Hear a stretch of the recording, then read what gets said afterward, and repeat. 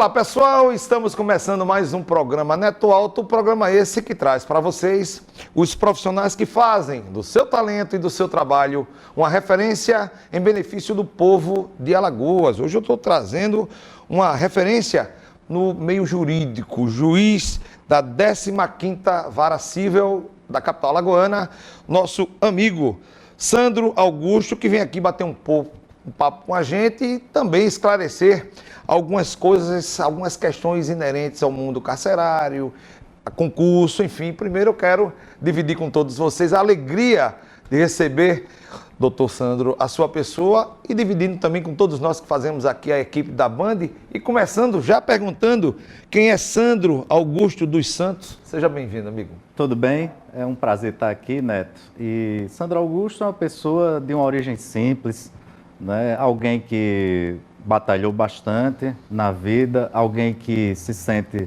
vocacionado e adora o que faz, hoje em dia no Poder Judiciário, né? no Judiciário Alagoano, e tem muitas histórias, obviamente, né? Na trajetória, cada um tem sua própria história, tem nuances e particularidades, não seria diferente comigo.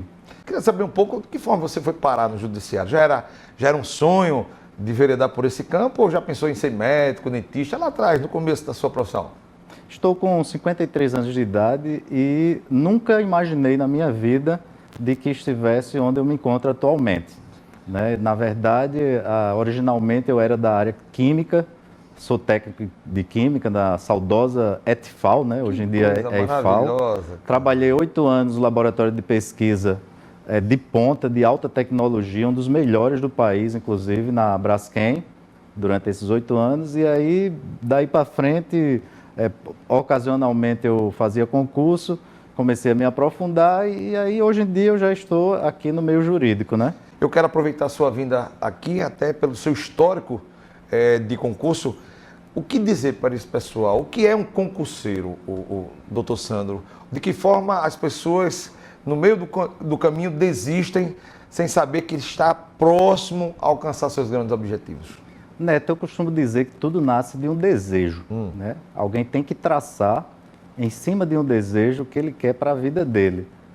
Ocorre que não é suficiente o mero desejo, você precisa se organizar, você precisa planejar, você precisa cobrir o edital de um concurso, você precisa saber aquilo que você tem mais vocação, que tem mais a ver com você, não atirar para tudo quanto é lado, procurar focar, ter disciplina. E aí muita gente pergunta, mas o tempo para estudar, quantas horas por dia? Isso é de cada um, não adianta. Não existe uma fórmula pronta. E a pessoa tem que entender o seguinte, que nem sempre vai ser possível, num curto prazo, você conseguir êxito. Tem que ter persistência. É verdade. Na realidade, tudo é prática, né? Inclusive até estudar para concurso, verdade? Concorda? Perfeito. E lembrando também que o mero concurseiro, ele também precisa ter um aprofundamento posteriormente na sua profissão e ter aquela vivência prática, né? E ter aquela possibilidade de aprender com os mais experientes, né? Certas situações que muitas delas não estão nos livros, né? Qual a grande diferença da época quando o senhor começou a fazer concurso, que certamente tinha COPEV, tinha CESP e outras mais, né, para de hoje? O que é que você tem a passar para aquelas pessoas de casa que nesse momento quer ouvir uma palavra, né, de estímulo? Veja, existe muita diferença, obviamente, né? Minha graduação é de 2000 pela UFAL, do curso noturno em Direito, e fui aprovado em alguns concursos depois daí. Mas antes disso eu já fazia para TRT, para TRE de alguns estados vizinhos. E, obviamente, que a internet naquele tempo não tinha o alcance que tem hoje, que é uma facilidade, é algo bom, algo interessante. Facilitador, né? Facilitador. Nós também temos vários cursos à disposição de diferentes empresas e profissionais, juristas. Agora, é preciso ter muita cautela e ter um olho clínico aí para tentar escolher aquele que seja o mais adequado, que passe o melhor conteúdo e que dê um retorno muito bom. Mas eu digo, Neto, que o concurso, na verdade, ele depende mais do próprio concurseiro. muito mais do que qualquer outra coisa, você precisa ter também sorte, obviamente, de Verdade. você ter estudado, se aprofundado, ter entendido melhor determinado conteúdo e aquele conteúdo vai e cai. E quando você é aprovado a primeira vez, isso serve de estímulo para outros passos que você vai dando e degraus que você vai galgando até conseguir o seu objetivo. Mas uma coisa eu digo, não se desestimular e desistir logo de início, procurar focar numa determinada área e aí traçar, né, os seus objetivos, o seu planejamento. Isso é fundamental. Claro, a questão das fraudes, você falou. Curiosamente, o primeiro concurso que eu fiz, propriamente dito assim, para a área jurídica, apesar de ter sido nível médio, foi técnico judiciário de Goiás. E por que eu fiz esse concurso? Porque ele tinha sido anulado. Por qual motivo? Fraude. E aí, olha que coisa curiosa, né? Que foi por isso que eles refizeram e eu tive a oportunidade de entrar nesse concurso. E Quantos concursos o senhor já fez, doutor Sandro? E quantos você passou? Das minhas contas foram 25. Agora, durante a época de faculdade, da graduação, que eu fazia de nível médio, como eu disse, para TRTs, TREs pelos estados vizinhos, e não levava muito a sério no início. É outra dica que eu dou ao concurseiro. Que você também não fique se angustiando, porque no começo você não está dando tudo que você tenha, isso é normal, é um aprendizado, verdade. É uma evolução. Aí eu viajava ali, aí de repente curtia mais o lazer do que propriamente o concurso. E aí com o passar do tempo, você vai ficando mais maduro, obviamente, vai se aperfeiçoando, vai pegando bagagem, e aí quando você pensa que não, passa em um, passa em dois e tal, você vai ali vendo o que é que tem mais a ver com você, a localidade, e fatalmente uma hora você consegue atingir aquilo que você deseja. Agora, claro que cada vez mais os concursos estão mais de um grau de exigência maior do que antigamente, né? É verdade, concordo plenamente. Inclusive, dos 25 concursos que o doutor Sandro fez, ele passou em 11 concursos, não é isso? E um deles também me chama, claro, sem contar, hoje, como juiz aqui do estado de Alagoas, a condição de delegado da Polícia Federal. Delegado da Polícia Federal. Fala pra gente a experiência, né, de carregar no peito o emblema de delegado da Polícia Federal. Isso é uma responsabilidade muito grande, né, doutor Sandro? Não só uma responsabilidade, mas um orgulho muito grande que eu digo, onde eu chego, dessa instituição tão séria que eu deixei amigos, né, como dizia alguém que fez parte da minha vida, saiba entrar e saiba sair. Então, hoje em dia, eu chego lá, é como se fosse uma segunda casa, o carinho dos colegas que estão lá, de qualquer um daqueles profissionais, do pessoal dos serviços gerais, lá dos agentes, dos delegados. E, assim, uma coisa curiosa que aconteceu comigo, que eu não esqueço, eu entrei no restaurante já na condição de juiz, durante o curso de formação com alguns colegas juízes, e uma senhora idosa, disse, aquele é o doutor Sandro, veio correndo me abraçar, emocionado, obrigado por tudo que a Polícia Federal tem feito pelo Estado, porque tinha tido uma operação recentemente, né, naquela época, e eu fiquei desconcertado com aquilo. Também lembro de, em Roraima, estar levando uma pessoa conduzida para fazer o exame de corpo de delito no IML, e as pessoas cantando o hino nacional, e aquilo me comoveu bastante, né? Uma instituição séria, dedicada, de profissionais muito competentes, que não trabalha sozinha, né? Diga-se de passagem, em parceria institucional com outras instituições, como o AGU, o CGU, Ministério Público Federal, etc., mas que me marcou bastante. Foi uma escola, inclusive, para eu ter esse gosto, essa coisa assim alinhada com a área criminal, que eu tenho muita Quantos anos ficou lá? Vocação. Quantos anos você Fiquei lá como cerca de 5 anos em Roraima. Maranhão foi a maior parte, onde inclusive nasceu minha segunda filha. E aqui em Alagoas foi durante alguns meses, né? 8 meses. Já quando eu estava nas últimas fases do concurso para juiz, aí eu já estava removido para aqui, para Alagoas. Quando você fez o concurso para juiz, você já estava em Alagoas.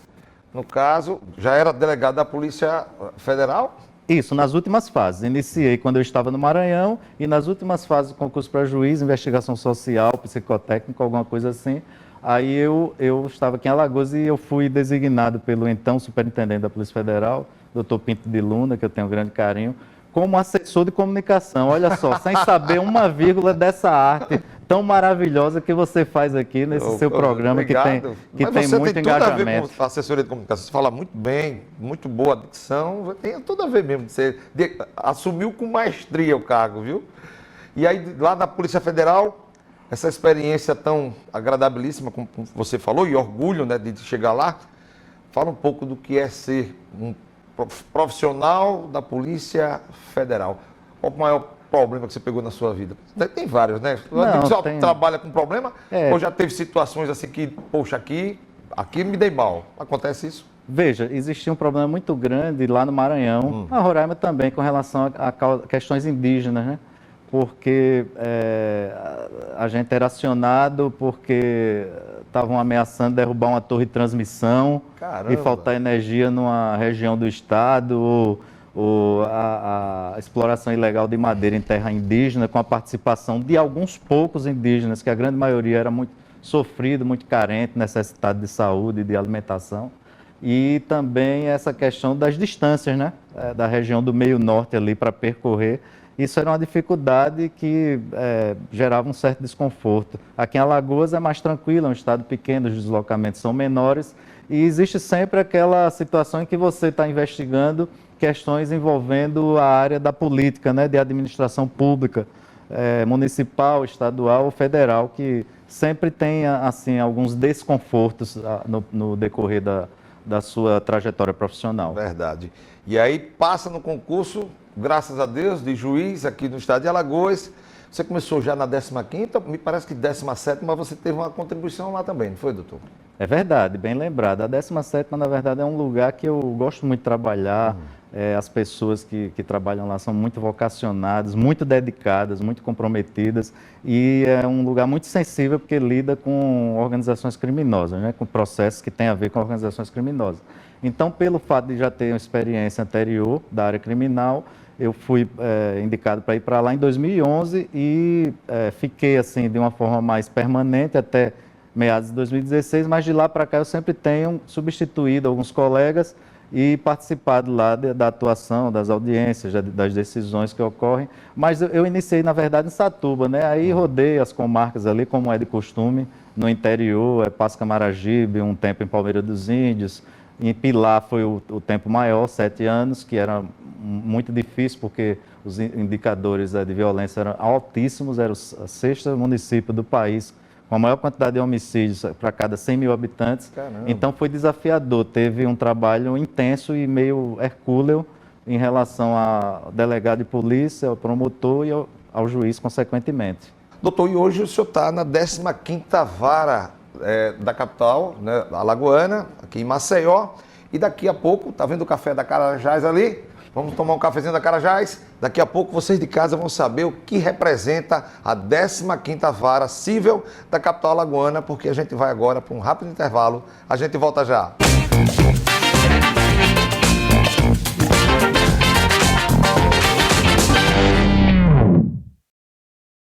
Em Alagoas tem!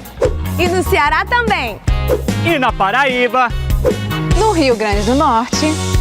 E no Piauí também tem Carajás.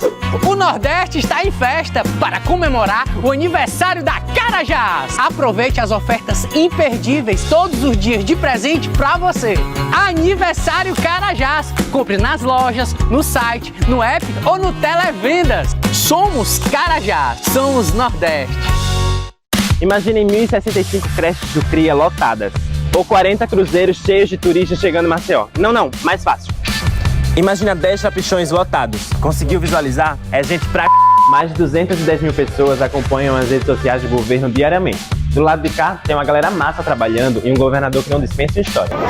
E desse lado aí tem vocês, curtindo, interagindo, comentando, fiscalizando. Reclamando. A nossa equipe de planejamento, produção de conteúdo e monitoramento está sempre on para vocês, em todas as redes sociais. Todas mesmo.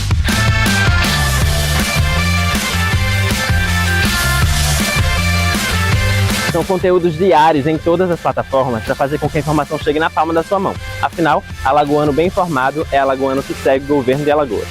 Aproveita que você já chegou no final desse vídeo e clica no sininho para ativar as notificações. Você não vai querer perder nada depois dessa propaganda toda que eu fiz, né? Eu posso divulgar o meu arroba também?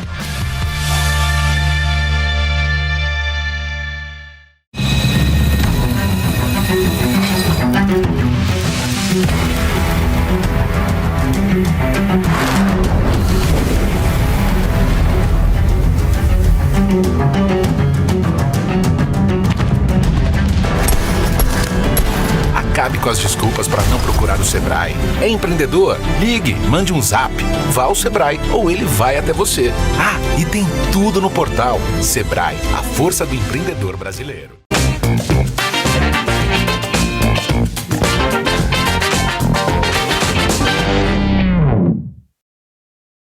Voltamos com o programa Neto Alto, hoje tendo o prazer de receber o juiz de direito da capital alagoana, 15ª Vara, doutor Sandro Augusto, que veio aqui falar um pouco dessa experiência, não só profissional, como também estimular você, concurseiro, para que você não desista. Antes de irmos para o intervalo, eu tinha comentado exatamente qual é o verdadeiro papel da 15ª Vara. Às vezes não, 15ª Vara, 17ª, 14ª, não sei o quê, mas o cara não sabe o papel de cada uma. E hoje você representa, né, a sua atribuição profissional na 15ª, tão quanto você o fez na 17ª. O que representa hoje, qual é a atribuição da 15ª Vara, doutor Sandro? Perfeito. A 15ª Vara Civil, ela é de execuções fiscais do município. Então, tributos como o IPTU, como o ISS, taxa de localização, taxa de coleta de lixo, todos eles, quando não existe o pagamento espontâneo, existe a certidão da dívida ativa e o município ajuiza ações de execução fiscal.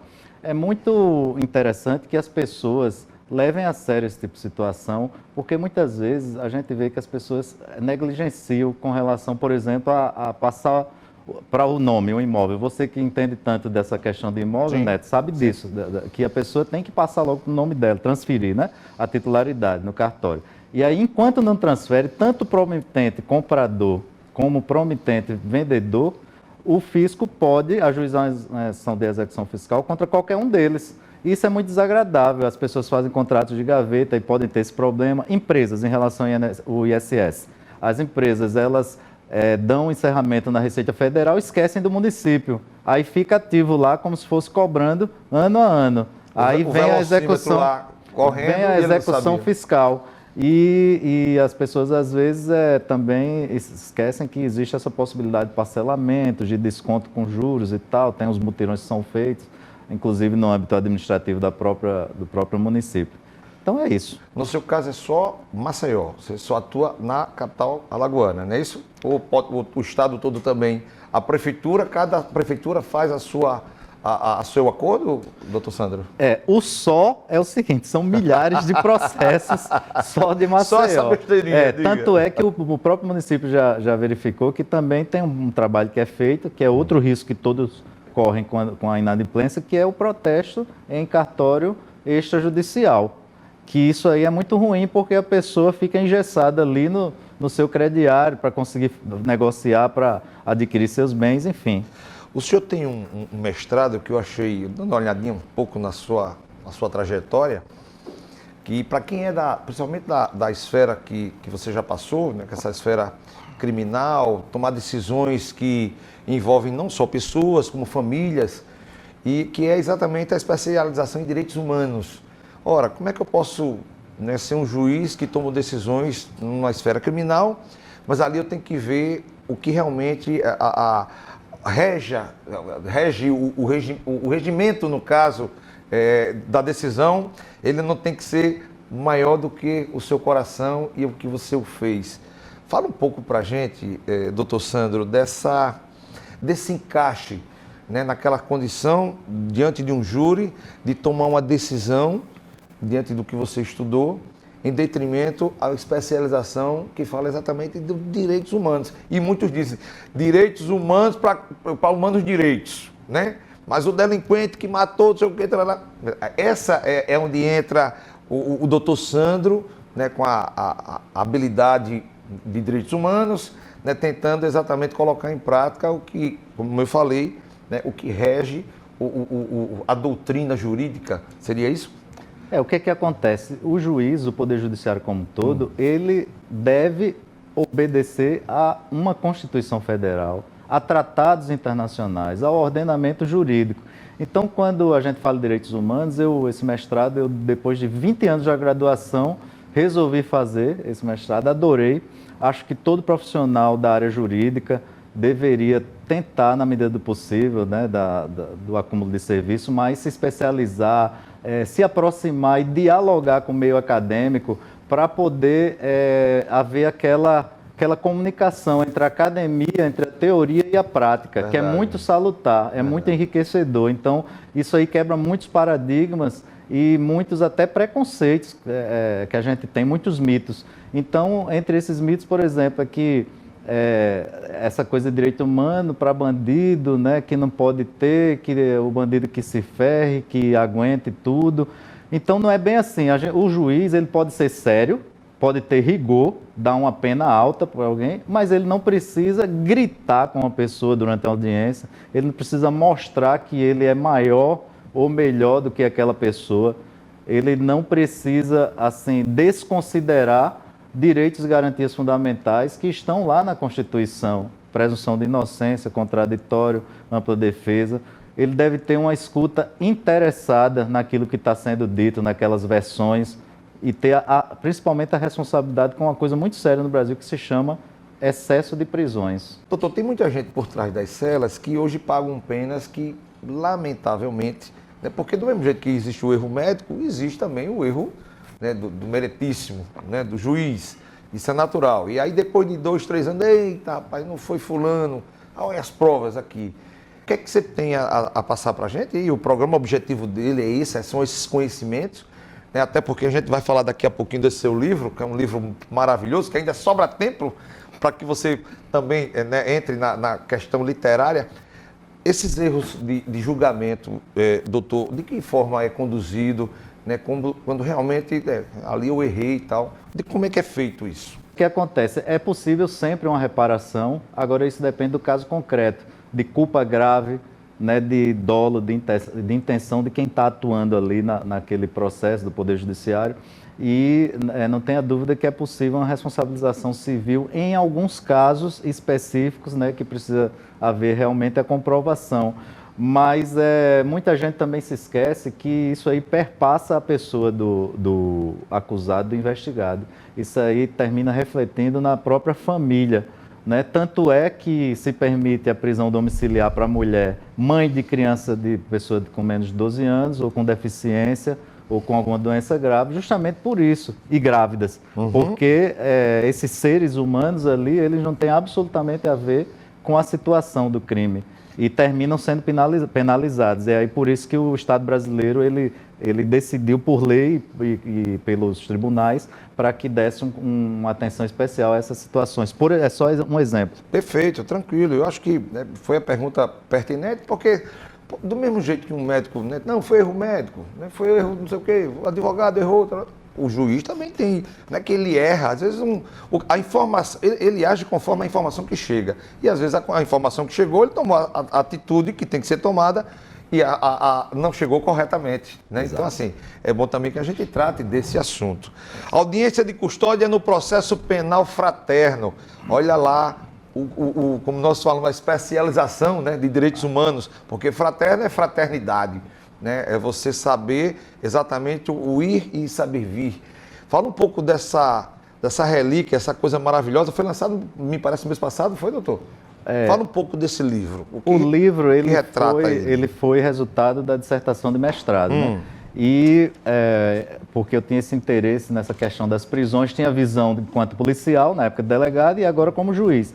E aí eu percebi o seguinte, que existia uma inquietação com relação ao número excessivo de prisões. O Brasil é o terceiro país com a maior população carcerária do planeta. Caramba! Só perto para Estados Unidos e China. E dentro dessas cerca de 1 milhão, cerca de 33% mais ou menos são de presos provisórios, quando a Constituição Federal e tratados internacionais dizem que tem que ser obedecida a presunção de inocência, que é uma garantia que diz que a prisão é a exceção e a regra é a liberdade. Então, na audiência de custódia é um momento ideal para o juiz ter um olhar atento né, para ele realmente valorizar muito aquele contato direto com a pessoa custodiada, para que ele obtenha informações úteis e necessárias para qualificar, para dar uma decisão melhor qualificada e não entrar naquela linha do excesso de prisões provisórias e prender de qualquer jeito e por qualquer delito. Olhar a versão policial, né, que nós sabemos que a grande maioria dos policiais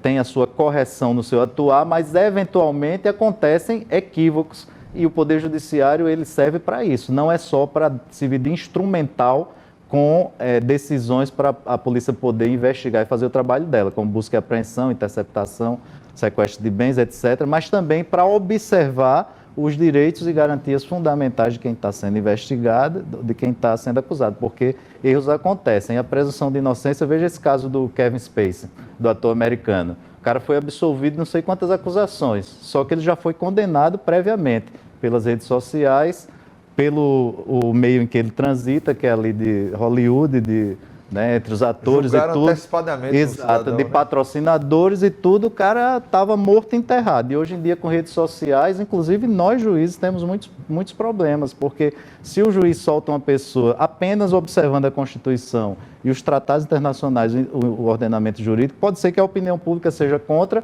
e ele seja crucificado pelo tribunal das redes sociais, do achismo do WhatsApp. Hoje tem sido um dos piores, né, do mundo, né? Sem dúvida. Não deixa de ser uma crucificação. E veja, só um detalhe, audiência de custódia no processo penal fraterno não quer dizer fraternidade, você ser condescendente com o crime, você ter benevolência, passar a mão. Como eu disse no início, é possível você ter firmeza, rigor, mas você obedecer tudo isso e dar atenção que está sendo dito, não ficar só olhando para uma tela e ser indiferente a alguém que é uma pessoa que está ali, que não é pior nem melhor do que você e tem todos os direitos e garantias fundamentais iguais, equivalentes. Doutor Sandro, estamos terminando já aqui o nosso programa. Aquela pessoa que nesse momento assiste, hoje é domingo, está disponível a dar uma lida e conhecer melhor essas questões inerentes à carceragem, à custódia, à humanidade, principalmente na sua pessoa, naquelas tomadas de decisões que você olha assim, poxa, se eu puxar para a direita, né, uma família vai sofrer, mas a da esquerda também já está sofrendo pelo falecimento ou morte. E aí você é obrigado a tomar decisões daquilo que chega até você. Você não está lá, a informação chega. Eu digo sempre, tem que ter muito cuidado, não, o juiz errou. Não, o juiz recebe a informação e passa o veredito. Esse é o papel do meritíssimo, no caso. E que está querendo disponibilizar, quer comprar esse livro. Existe algum número que a gente possa passar para ele? Não, é muito simples. Ele se encontra disponível tanto em meio físico ou e-book, né? Na editora Dialética, é só digitar lá audiência de custódia no processo penal fraterno no Google.